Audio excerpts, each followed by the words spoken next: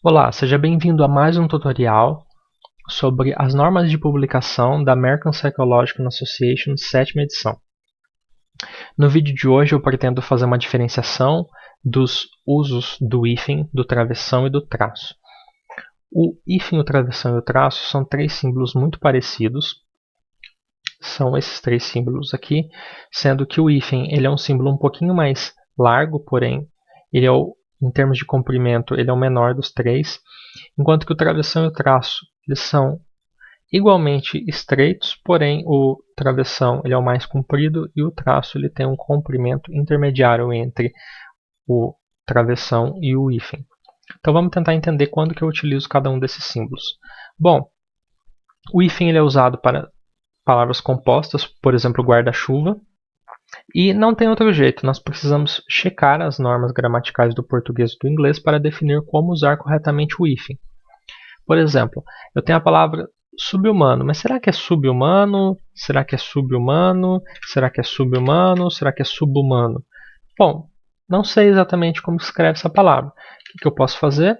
Posso procurar no Google, sub-humano ou sub-humano, né? Provavelmente alguém teve uma dúvida similar e aí eu vou conseguir descobrir como escrever aquela palavra. Se eu não tenho tempo para estudar gramática, eu não sou obrigado a decorar todas as formas de ortografia, de gramática da língua portuguesa, eu sou obrigado a saber minimamente utilizá-la, eu posso consultar casos específicos para resolver um problema ali pontual na minha redação científica, tá? Ou senão eu posso pesquisar também, né? Como finalizar palavras com o prefixo sub. E aí eu vou ver toda a lista, todas as regras e exceções utilizando esse prefixo especificamente. Nós vamos ter diferenciações das regras do português e do inglês, por exemplo, algumas palavras que no inglês possuem hífen, como autoestima e meta-análise, né? Em inglês. Em português elas não vão ter hífen, pelo menos são as formas preferenciais. Algumas palavras que no inglês não possuem hífen, no português pode existir. Então é importante checar caso a caso mesmo, não tem outro jeito, mas quando eu for separar duas palavras que formam uma palavra composta, eu vou separar pelo hífen, tá? Sem espaço antes e sem espaço depois do hífen. O travessão, também chamado de em-dash com M de Marcos, ele é usado para isolar um elemento que é adicionado para amplificar ou para fazer uma digressão a partir da cláusula principal daquela ideia, né? Então, por exemplo, aqui, qualquer sistema de memória, quer físico, eletrônico ou humano, exige três coisas, blá blá blá blá blá blá blá. Então, o importante aqui para a gente é esse trecho aqui, tá? Então, qualquer sistema de memória exige três coisas. Só que eu acrescentei uma ideia, que eu fiz uma pequena ampliação dessa ideia, né? Quer físico, eletrônico ou humano, quer dizer, sistemas de memória, deixa eu exemplificar alguns. Posso ter um sistema físico, posso ter um sistema eletrônico ou humano, tá? São três casos, né? Algo que eu armazeno fisicamente, algo que eu armazeno num dispositivo eletrônico ou o cérebro, por exemplo. Então aqui eu poderia ter colocado essa ideia entre parênteses, só que a gente já tem muito parênteses no texto, porque nós fazemos muitas citações no texto. Poderia ter colocado entre vírgulas também, né? Só que no inglês, tipicamente, quem escreve em inglês costuma utilizar esse travessão. Então, se você quer ter uma escrita que se pareça mais com o estilo que a maioria da comunidade científica escreve em suas publicações, você pode lançar mão do uso do travessão, tá? Deixa eu mostrar aqui no meu texto, que eu estou aberto aqui, meu modelo de manuscrito, um uso que eu tentei fazer quando eu estava começando a ter o meu treino com o uso do travessão. Então eu estava falando das bases fisiológicas do tamanho pupilar e eu falei o seguinte: o músculo esfincteriano da íris, inervado pelo sistema nervoso parasimpático, é responsável pela contração pupilar. Perceba que o inervado pelo sistema nervoso parasimpático ele qualifica o músculo esfincteriano da íris. Poderia ter colocado entre parênteses, poderia ter colocado o músculo esfincteriano da íris, que é inervado pelo sistema nervoso parasimpático, vírgula, é responsável pela contração pupilar. Só que no inglês é tipicamente utilizado desse jeito. Como eu estava treinando ali, queria aprender a utilizar o símbolo, eu utilizei ele aqui. Importante frisar, não há espaço entre a palavra que vem antes do travessão, nem entre o travessão e a palavra que vem depois. É grudadinho aqui, sim mesmo, né? A gente estranha um pouco quando vê, mas essa é a característica do uso do travessão. ok? Um último exemplo, pensando no travessão, é: contudo, esse procedimento de 3 fases perde um componente potencialmente importante em situações da vida real, a ocorrência de um teste de recordação antes da introdução da falsa informação. Nesse caso aqui, eu poderia muito bem ter utilizado 2 pontos, ou poderia ter utilizado um a saber, né, que é uma coisa que a gente utiliza muito em português, né, a gente está escrevendo, que é dizer a seguir aquilo que a gente está dizendo agora, né? Mas no inglês, uma maneira mais simples de fazer isso é utilizar o travessão, e essa seria uma maneira de utilizá-lo. Então aqui esse exemplo ilustra uma coisa importante, que quando a ideia que eu estou fazendo uma digressão, uma ampliação, quando ela está dentro do parágrafo, dentro da sentença, melhor dizendo, eu utilizo um travessão antes e um travessão depois para isolar esse elemento. Agora, ele pode ser que esse elemento ele venha do começo até o final da ideia. Se ele vier do começo até o final, eu uso só um travessão que vai até o final, até o ponto, ok? Então, não necessariamente eu preciso usar 2 travessões sempre, posso utilizar só um, tá?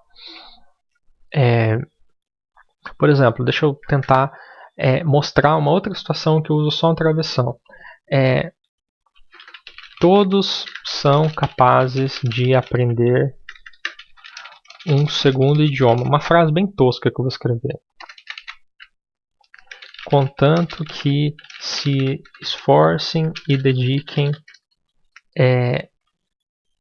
uma pequena quantidade diária de estudo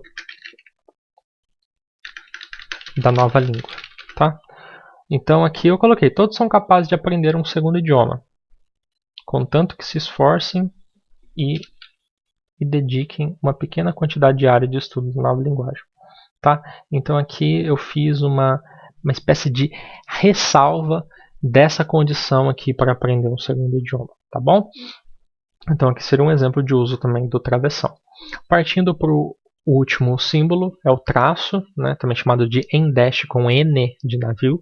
Ele é usado para separar palavras que têm uma função adjetiva, então adjetivo composto, ou para separar amplitudes numéricas. Tá? São os 2 casos em que o traço ele é utilizado. Então lá nas referências, quando eu falei na primeira aula, olha, coloca a paginação e entre as páginas não coloque hífen, coloque o traço, o em-dash, é porque esse em-dash ele representa uma amplitude, páginas de 4 até 7. Os participantes tinham entre 50 e 60 anos, então eu coloco o em-dash, sempre que eu tiver um range. A guerra durou de tal a tal ano, ou pessoa viveu de 1910 a 1990. Tá? Então eu vou utilizar ali o em-dash porque ele indica um intervalo. Tá? Eu posso utilizar também no caso dos adjetivos, né? Então aqui, por exemplo, Swahili English Word Pairs, né? Pares de palavras Swahili inglês. Swahili é um idioma falado na África Oriental, em países como, por exemplo, a Tanzânia. Então, por exemplo, o par Rafik friend, né? Que significa amigo em português. Então, como tanto Swahili e inglês qualificam o word pairs e as 2 palavras são igualmente importantes nesse caso, eu separo elas com um em-dash. No inglês, em vários casos, nomes de hipóteses, de teorias, de leis e também de testes estatísticos são nomes derivados da produção intelectual de 2 autores, às vezes de 3 autores, mas em geral 2 autores. Nesses casos, nós costumamos utilizar o em-dash porque ele está, o traço no caso, né, porque ele está separando os nomes desses sobrenomes desses autores que qualificam aquela hipótese, aquela teoria ou lei. Então, alguns exemplos.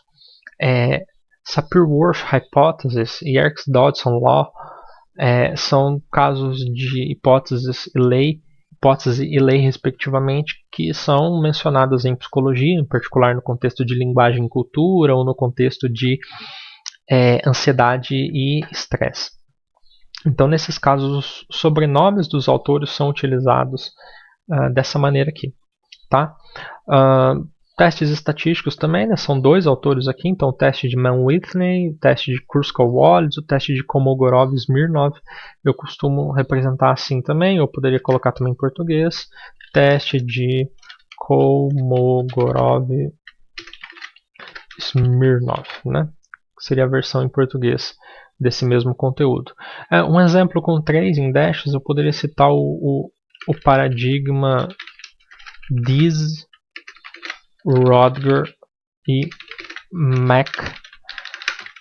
McDermott, que é o paradigma conhecido como paradigma DRM, que é um paradigma de teste de estudo de falsas memórias em psicologia cognitiva. Então aqui basicamente o Dees foi um autor da década de 50, mais ou menos, que ele publicou o paradigma original, e na década de 90 o casal Rodger e McDermott ressuscitaram esse trabalho, fazendo menção aos trabalhos originais de Dees, e virou o paradigma DRM. Então eu separo os sobrenomes dos 3 autores que contribuíram para essa formulação por meio de traços para dizer assim, esses 3 sobrenomes aqui, eles são adjetivos que qualificam esse paradigma experimental, essa tarefa experimental específica. Ok? Não sei se eu utilizei aqui esse símbolo em algum momento. Deixa eu ver se eu utilizei. Eu utilizei aqui. Aqui, quando eu fui falar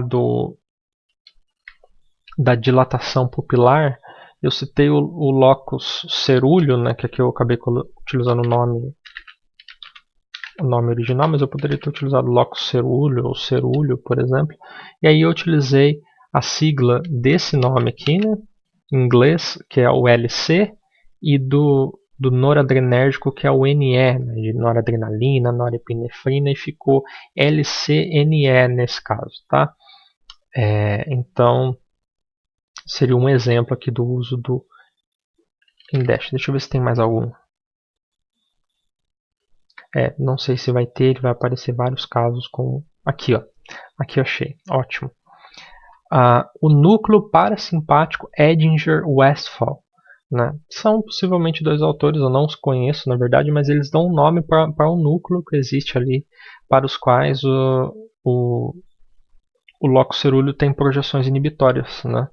Então, esse sistema aqui, esse núcleo, ele recebe um N' para dizer que eu estou falando do sobrenome de 2 pessoas que qualificam esse núcleo parasimpático. Tá? Então, esse era o conteúdo que eu tinha para esse vídeo. Falei do uso do hífen, do travessão e do traço. Lembrando, os 3 símbolos são utilizados para casos específicos e em todos os casos não há espaço antes do símbolo e nem depois do símbolo. Então, o que vem antes e o que vem depois fica grudadinho ali, as palavras ficam grudadinhas com o seu respectivo símbolo. Ok? Espero que esse tutorial tenha sido útil. Até um próximo tutorial.